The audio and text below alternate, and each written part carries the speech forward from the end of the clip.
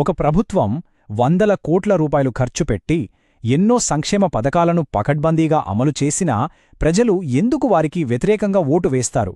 ఇది కేవలం రాజకీయానికి సంబంధించిన ప్రశ్న కాదు, ఇది అసలైన పాలనకు సంబంధించిన ఒక పెద్ద చిక్కుముడి. ఈరోజు మనం ఆంధ్రప్రదేశ్లోని కోడూరు నియోజకవర్గంలో వెలువడిన ఈ అనూహ్య తీర్పు వెనుత ఉన్న కథను లోతుగా విశ్లేషించబోతున్నాం. సరే, మన కథ మొదలయ్యేది ఇక్కడే, ఆంధ్రప్రదేశ్లోని అన్నమయ్య జిల్లాలో ఉన్న కోడూరు నియోజకవర్గం. ఇది షెడ్యూల్డ్ కులాల కోసం ప్రత్యేకంగా రిజర్వ్ చేయబడిన ప్రాంతం. ఈ ఫలితం మన అందరినీ ఒక ప్రాథమికమైన ప్రశ్నకు తీసుకువస్తుంది. అదేంటంటే, సంక్షేమ పథకాలు పంపిణీ చేస్తే మాత్రమే ఎన్నికల్లో గెలిచేయొచ్చా? అది మాత్రమే గెలుపుకు గీటురాయి కాదా? సమాధానం కనుక్కోవాలంటే మనం కేవలం అంకెలను కాదు, ప్రజల మనోభావాలను కూడా లోతుగా పరిశీలించాల్సుంటుంది. సరే, ఈ చిక్కుముడిని విప్పడానికి మనమొక పద్ధతి ప్రకారం ముందుకు వెళ్దాం.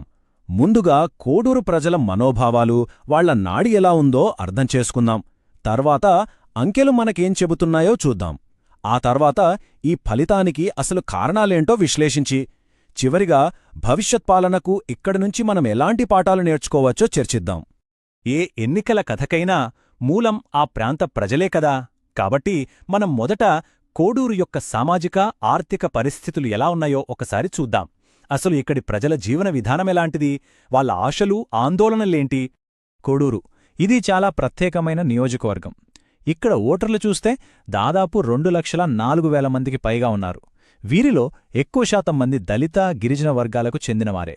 ఇది రిజర్వ్డ్ నియోజకవర్గం కావడం వల్ల సహజంగానే ఇక్కడి రాజకీయాలు సామాజిక న్యాయం చుట్టూ తిరుగుతాయి. అంతేకాదు, ఇక్కడి ప్రజల జీవనాధారం దాదాపు పూర్తిగా వ్యవసాయం, ముఖ్యంగా ఉద్యానవన పంటల మీద ఆధారపడి ఉంది. ఈ రెండు విషయాలు, సామాజిక నిర్మాణం మరియు ఆర్థిక ఆధారం, ఈ ఎన్నికల ఫలితాన్ని ఎలా ప్రభావితం చేశాయో మనం ముందు చూడబోతున్నాం. సరే, ప్రజల కథ విన్నాం కదా, ఇప్పుడు అంకెలు చెప్పే కథేంటో విందాం. ఎన్నికల డేటా అంటే కేవలం సంఖ్యలు కాదు, అది ఓటర్లు చాలా స్పష్టంగా ఇచ్చిన తీర్పు. 2019తో పోలిస్తే 2024లో ఏం మారిందో ఇప్పుడు చూద్దాం. ఈ తేడా చూడండి ఎంత పెద్దదో. 2019లో అప్పటి అధికార పార్టీ వైఎస్ఆర్సీపీకి ఏకంగా 57% ఓట్లతో చాలా బలంగా ఉంది. కాని కేవలం 5 ఏళ్లు గడిచేసరికి 2024లో వాళ్ల ఓట్ల వాటా 44.29%కి పడిపోయింది. ఇది చిన్న పతనం కాదు, చాలా గణనీయమైన సరువు. అంటే దాదాపు 13% ఓట్లు చేజారిపోయాయన్నమాట. 13% ఓట్ల స్వింగ్. రాజకీయాల్లో ఇది చాలా పెద్ద విషయం. దీన్నొక రకంగా నిశ్శబ్ద విప్లవం అనొచ్చు. ఓటర్లు తమ అసంతృప్తిని బ్యాలెట్ బాక్స్ ద్వారా చాలా గట్టిగా, స్పష్టంగా వినిపించారు. ఇక చివరికి తేడా ఎంతంటే 11,001 ఓట్లు. 2019లో అధికార పార్టీకున్న దాదాపు 35,000 ఓట్ల భారీ మెజారిటీ ఎక్కడా? ఇప్పుడు ఈ 11,000 తేడాతో ఓటమి ఎక్కడా? చూసారా ఈ అంకెలు ఎంత నాటకీయంగా మార్పుకథను చెబుతున్నాయో? ఓకే, అంకెలు ఏం జరిగిందో చెప్పేశాయి. కాని మనకు కావాల్సింది ఎందుకు జరిగింది? ఈ ఫలితం వెనక ఉన్న అసలు కారణాలను అర్థం చేసుకోవడమే ఈ విశ్లేషణలో అన్నిటికన్నా కీలకమైన భాగం. కేవలం సంక్షేమ పథకాలు ఇస్తే సరిపోదా? ప్రజలు ఇంకా ఏం కోరుకుంటున్నారు? ఇప్పుడు అధికార పార్టీ వైపు నుంచి చూద్దాం. వాళ్ల బలాలు, బలహీనతలు ఏంటో చూస్తే, ఒకవైపు వాళ్లకు బలమైన దళిత మద్దతు, ప్రజాదరణ పొందిన సంక్షేమ పథకాల వంటి బలాలున్నాయి. కాని మరోవైపు ప్రభుత్వం మీద వ్యతిరేకత పెరగడం, స్థానికంగా ఉన్న సమస్యలు ఏళ్ల తరబడి పరిష్కారం కాకపోవడం, ఇంకా ముఖ్యంగా వాళ్ల కోర్ ఓటు బ్యాంకైన ఎస్సీ వర్గాల్లోనే పట్టు సడలడం, ఇవన్నీ చాలా పెద్ద బలహీనతలుగా మారాయి. ఇక బయట పరిస్థితులు చూస్తే వాళ్లకు సవాళ్లు కూడా తీవ్రంగానే ఉన్నాయి. జనసేన, టీడీపీ కూటమి చాలా బలంగా, ఐక్యంగా పనిచేసింది. వాళ్ల ప్రచారం కూడా ప్రజల్లోకి బాగా వెళ్ళింది. అన్నింటికన్నా ముఖ్యంగా వాళ్లు దళిత ఓటర్లను విజయవంతంగా తమ వైపుకు తిప్పుకోగలిగారు. ఇక్కడే అసలు కథలో అసలు ట్విస్ట్ ఉంది. ప్రభుత్వం ఏమీ చేయకుండా చేతులు కట్టుకొని కూర్చోలేదు. నివేదికల ప్రకారం రోడ్లు, నీటిపారుదల లాంటి స్థానిక అభివృద్ధి పనుల కోసం దాదాపు 1,600 కోట్ల రూపాయలకు పైగా ఖర్చు చేసింది. ఆలోచించండి, 1,600 కోట్లకు పైగా. ఇది చిన్న మొత్తం కాదు కదా. మరింత డబ్బు ఖర్చు పెట్టినా ఫలితం ఎందుకు తారుమారయింది? ప్రజలనడిగితే వాళ్లు చెప్పిన సమాధానం చాలా సూటిగా, సింపుల్గా ఉంది.